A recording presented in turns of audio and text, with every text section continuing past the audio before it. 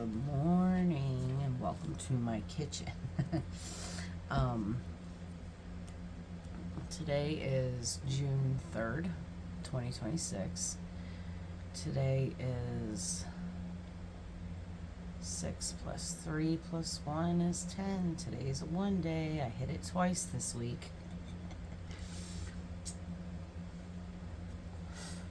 Okay, so I cast a lot this morning and did some divining, and I came to Luke chapter 9 verses 57 through 61 in the Bible. The cost of following Jesus.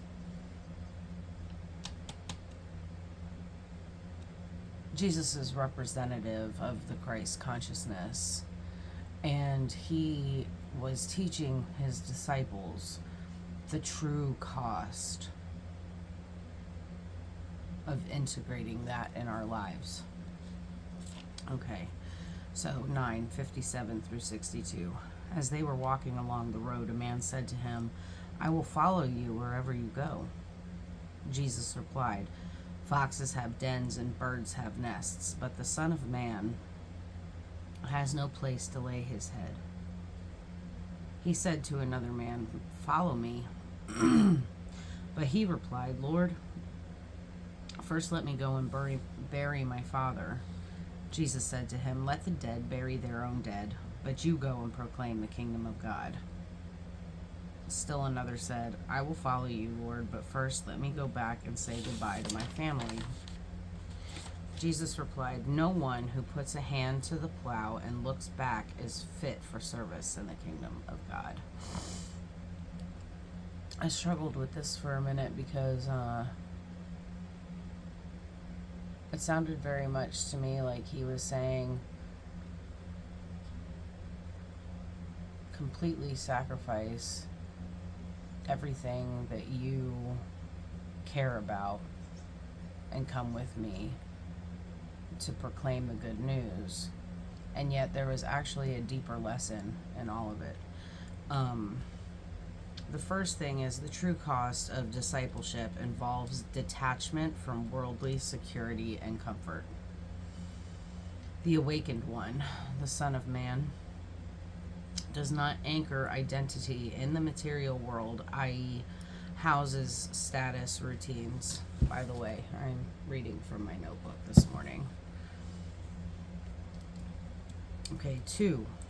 Let those still trapped in worldly consciousness handle worldly affairs. Your job is urgent proclamation. When the inner call to awaken is clear, don't delay by staying entangled in old roles, duties, and cultural expectations that keep you in death consciousness. Don't use even legitimate duties as perpetual postponement of the inner work. I highlighted inner work because I'm going to be pulling from the Wild Unknown Alchemy deck this morning.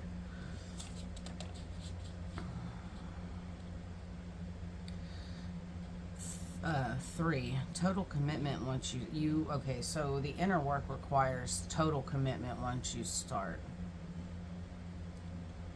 Once you see the truth, you can't unsee the truth. You can't.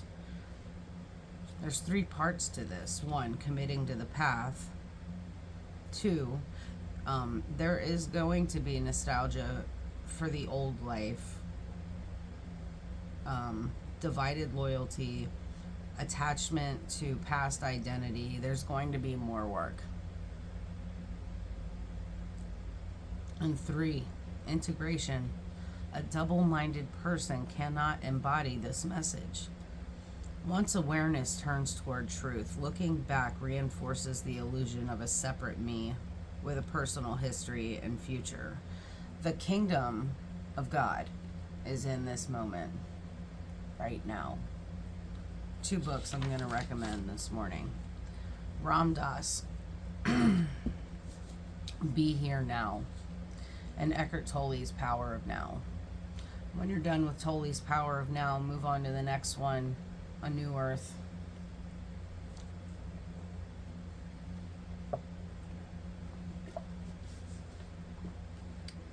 The great work is alchemy and integration, actualizing the self. Okay, I've shuffled the deck. I want to read this to you.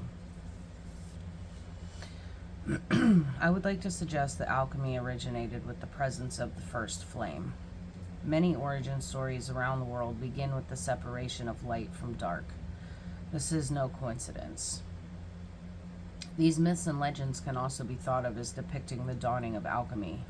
With the first flame, spark, or star, the pairs of opposites are born, as well as our desire to reconcile them.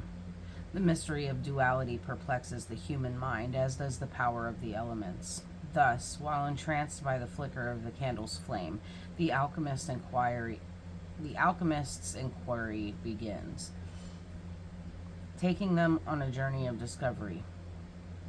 No matter what language, era, or dialect, the questions likely sound like, I wonder if. What is dark can become light. What is lead can become gold. What is base can become noble. What is dormant can become awakened. What is finite can become infinite. What is outside of me is inside of me. Each civilization across the globe prioritized a unique alchemical question or pursuit. For some it was gold, for others the elixir of immortality or the fountain of youth. Alchemy took on many forms and expressions, with musings and experiments that spanned all cultures and eras. All the while, to make matters ever more complex, alchemists encoded their findings. Alchemy and secrecy go hand in hand, in order to protect the revelations and disappointments. Within their laboratories, they used symbols and secret codes to shield their work from outside eyes, those with eyes to see and ears to hear. Thus, alchemy took on the universal language of metaphor. It does not reveal itself easily, no matter our scholarly pursuit. That is precisely its aim. If we're humbled and confounded, alchemy is at work, and we have merged with the lineage of those who studied before us. Okay, shuffle this deck one more time. Let's see what the message is. True cost of waking up. It's Folgers in my cup. What the hell is wrong with me? All right. What are we learning about today, Spirit?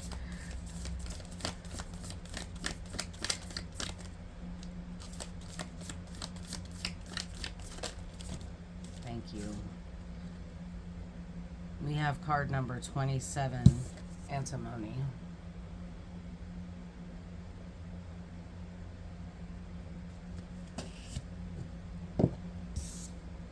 And card number 2, the Moon.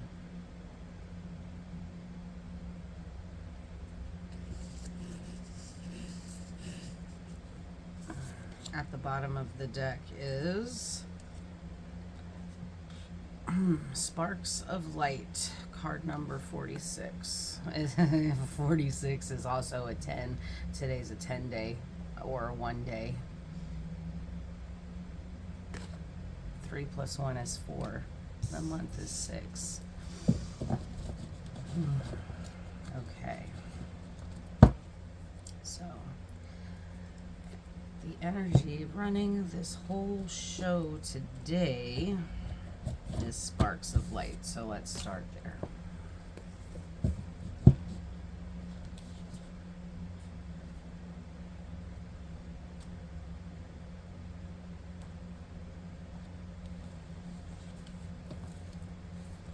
It says hope, sensation, exhilaration. You know, I'm looking at the black and white version of this.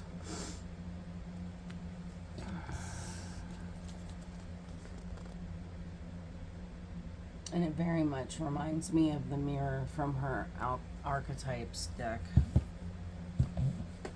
And I've put that guidebook away already. Okay. This card arrives just in the nick of time, leaving a trail of celestial light to guide the way. Follow these flickers as if they're alchemical clues, guiding you to an illumined state. When this card appears, it's likely there's been a lull or void of direction in the laboratory. Some may even say the lights have been turned off. But in the deep void of darkness, a messenger of hope arrives, flickering and shimmering with enthusiasm. You might feel this as a childlike giddiness, the presence of magic, a vision in a dream, or a simple readiness to wake up from a long slumber. I was dreaming about baby ferrets last night.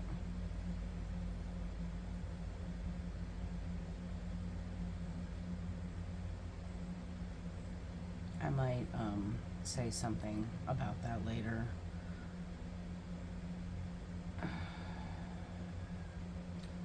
Let's see. Follow the physical body. Follow the tingling sensations of aliveness within you, and you will not be led astray. Vitality, clarity, and inspiration are within your reach. You're alive. You're a vital being. Appreciate this moment. One spark leads to the next. Follow your greatest excitement. The power of this card can be increased by offering recognition and thanks to the celestial realm, the many and mighty forces of light that support the alchemist on their path. Like fireflies and fireworks, this card is linked to the spirit of the summer card. If these two appear together, you're likely in for a midsummer delight. All right. Luna.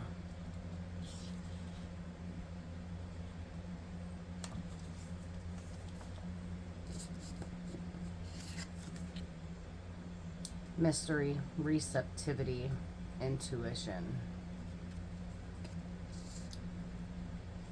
The moon represents the mother of all mysteries. Once a month, it slips into the full spotlight and then quietly disappears, only to initiate the cycle again. Gifting us with the message of impermanence, the moon reminds us that we are in constant transition, a continual process of letting go. It's the yin principle, one of listening rather than speaking. This card may indicate a time of rest and restoration is in order, or that a new depth of spiritual practice calls.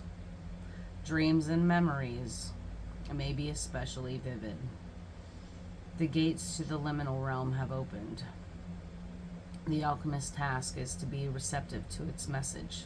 Be patient, though, as the moon speaks in the language of symbols, and deciphering its messages takes time and receptivity.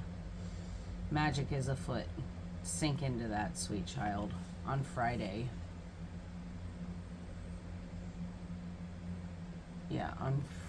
I was on my way into work, and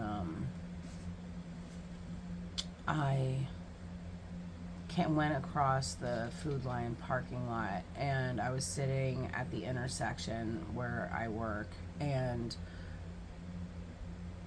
I saw a feather sticking straight up like this, and it was a big feather. We have a pretty large flock of vultures that hang out because it's the grocery store, and all kinds of icky shit gets thrown in their dumpsters. Vultures love that stuff. So we have a pretty big flock of vultures that hang around right there, and I knew it was a vulture feather, so I went across the parking lot. I pulled up in front of my store. I walked across and I grabbed that feather, and that feather was sticking out of a mushroom. Mushrooms are a gigantic organism that feeds on decaying matter, mostly woody material, underground. And this vulture feather, which is another thing that feeds off of decay, was sticking right out of the middle of it. Like it was put there on purpose for me to find. So I grabbed that feather, I took a picture of it, I posted it on TikTok.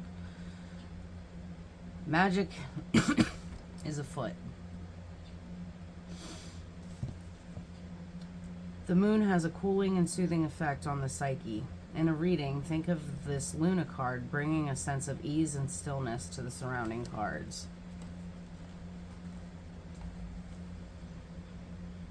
Notice what stage the moon is in when you do your readings. New moon and full moon can be particularly potent times to do readings, but all the moon phases offer a unique energy. The moon just moved into Capricorn yesterday. The moon has many cycles as we go around the sun. It has the new moon, full moon cycle. It has the 28-day cycle. It has 3-day cycles. The moon is constantly, it's in its own planetary spin, I guess, for lack of better, I can't think of what else to call it. But it's doing this while it's going around the earth, just like the earth is doing this while it's going around the sun. So it has its own little cycles that it goes through. And the moon just arrived in Capricorn yesterday afternoon. Okay. Card number 27, antimony. It also says Divus.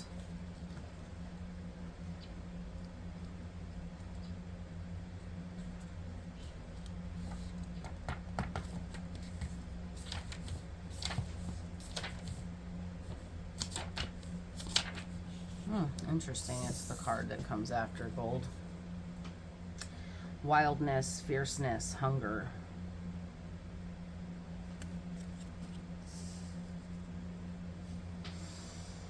In medieval times, antimony became known as the gray wolf of alchemy. This was due to the metalloid's unpredictable qualities and its ability to eat away at materials in the laboratory. Gold is one of the few materials to withstand contact with it. For these reasons, this card must be read with delicacy. On one hand, it represents the wild and free spirit that longs to express itself in the world. On the other hand, it represents a fierceness that can turn destructive or coercive forces. Can turn destructive or coercive at the drop of a hat. The message here is clear. Channel the gray wolf's energy toward creativity. Challenge it to come out of the shadows and express itself. Embark on the creative project or adventure that's calling you rather than focusing on why you can't. Once you begin, don't quit. The gray wolf responds to respect, not repression. Like many of the alchemy cards, the gray wolf can most easily be felt through the laboratory of the human body. Dance, run, shake, breathe. Another interpretation of this material is that something is eating away or wearing away at the situation or person. Let this possibility open to deeper revelation.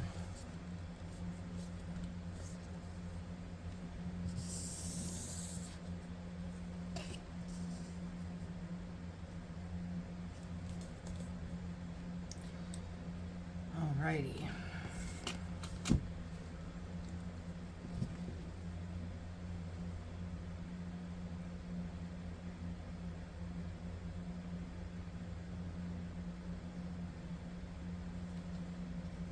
Right now, the excitement that collective should be following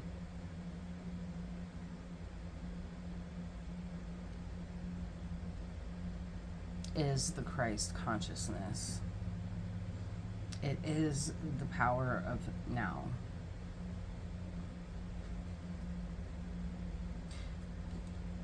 What spark are you looking for? What are you trying to find? What is your goal? What do you want to achieve?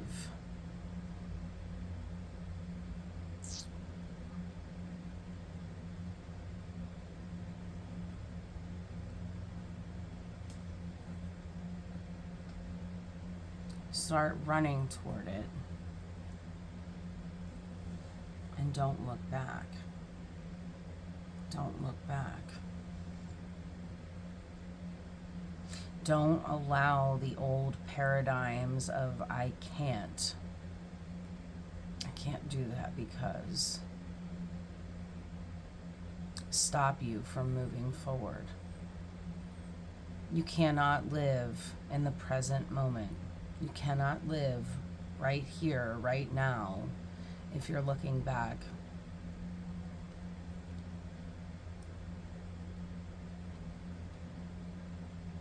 Let the dead bury their own dead.